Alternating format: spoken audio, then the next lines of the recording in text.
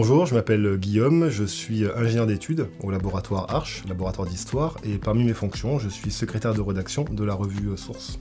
Bonjour, je suis Rose, en dernière année de master ECA à l'Université de Strasbourg. Je suis Victoire Feuillebois, directrice adjointe de la MICHA et référente scientifique de l'Ouvroir qui héberge la pépinière de revue Paréo. Je suis Louise, étudiante en master ECA à l'Université de Strasbourg.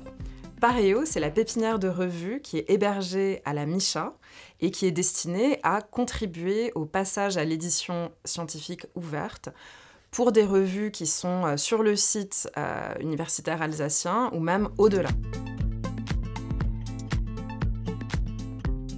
Alors l'objectif principal de cette pépinière, c'est de servir en fait de zone de transition pour des revues qui souhaitent candidater à Open Edition Journals et donc passer à terme sur Open Edition Journals.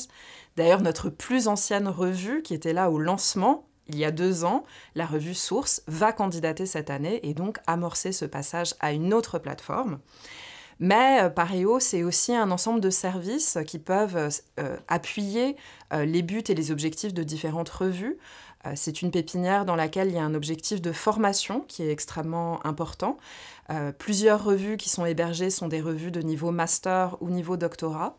Et en fait, l'hébergement de cette revue, dans ce cas-là, s'accompagne d'un programme de formation destiné à professionnaliser les étudiants, les doctorants qui participent à ces revues et aussi contribuer à la montée en compétences de ces personnels pour leur donner les clés, les compétences nécessaires de l'édition scientifique ouverte qu'ils pourront ensuite valoriser dans leur parcours professionnel et sur leur CV.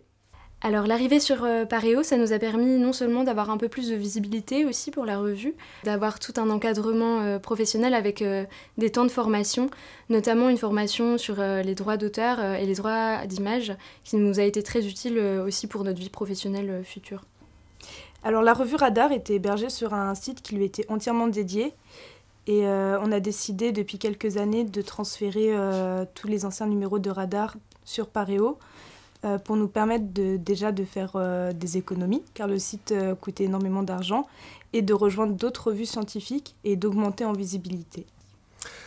Alors la revue Source, elle est née en 2012 au sein du laboratoire Arche. Et aux alentours de 2019-2020, on a commencé à se dire qu'on allait candidater chez Open Edition. À ce moment-là, il y avait déjà pas mal de choses qui étaient en place pour Source, mais il fallait qu'on réponde encore à d'autres critères d'Open Edition, comme par exemple la mise en place d'un comité scientifique, la question des contrats avec les auteurs et les autrices, la question des images, etc. Bref, le fait de vouloir rejoindre Open Edition, ça nous a fait mettre le doigt dans un engrenage un peu complexe. Et à ce moment-là, Isabelle Laboulet, qui était membre de notre laboratoire, nous a indiqué qu'une plateforme, une pépinière d'accompagnement à l'élaboration des revues, est en train de se mettre en place à la MICHA. Donc ça tombait bien. Et on a rencontré l'équipe, on en a discuté, et on s'est dit qu'effectivement, c'était quand même peut-être le bon moment, vu qu'on était en train de monter les dossiers, pour peut-être se faire accompagner de manière propre et sérieuse avant de candidater chez Open Edition. Donc Paréo dépend en fait de l'Ouvroir, le lieu ressource dédié à l'édition scientifique ouverte à la MICHA, et il fonctionne grâce à une équipe de 4 personnes qui sont donc dédiées à accompagner les chercheurs, les enseignants, les étudiants dans cette découverte de la science ouverte. D'un point de vue personnel, on est plusieurs étudiants du master à vouloir travailler dans l'écriture journalistique ou scientifique. Donc tous ces temps de formation, ils nous sont vraiment utiles pour justement apprendre plus par rapport à ça. Ensuite, on a été accompagné pas mal sur tout ce qui est le droit des images. Donc on est parti d'un moment où c'était assez délicat de savoir où est-ce qu'on mettait les pieds, à maintenant des collègues avec qui on peut travailler, à qui on peut poser des questions quand on n'est pas sûr. Et donc ça, c'est quand même aussi plutôt pas mal.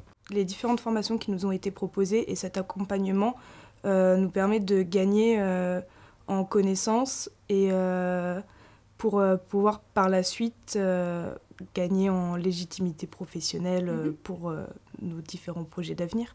Moi, j'étais assez content de travailler avec l'équipe de l'Ouvroir, je veux bien rester encore un peu, mais voilà, au niveau de mon laboratoire, et je comprends, il y a aussi la volonté d'aller vers le modèle Open Edition, et puis de toute façon, ça rentre aussi dans le guide des accompagnements et d'incubateurs de la pépinière. Donc je pense qu'on a coché maintenant les cases, on est prêt, donc oui, je pense qu'à moyen terme, ça va être ça. Enfin, même à court terme, en fait, puisque c'est cette année. Et on croise les doigts pour qu'on soit accepté, quoi. Si vous souhaitez rejoindre la pépinière de revue Paréo, vous pouvez candidater à tout moment à partir du formulaire de candidature qui est disponible sur le site de l'ouvroir, donc hébergé par la MICHA. Les candidatures sont expertisées par un comité scientifique composé de personnalités extérieures et un comité d'orientation composé de personnel professionnel de l'édition scientifique et en particulier de la science ouverte.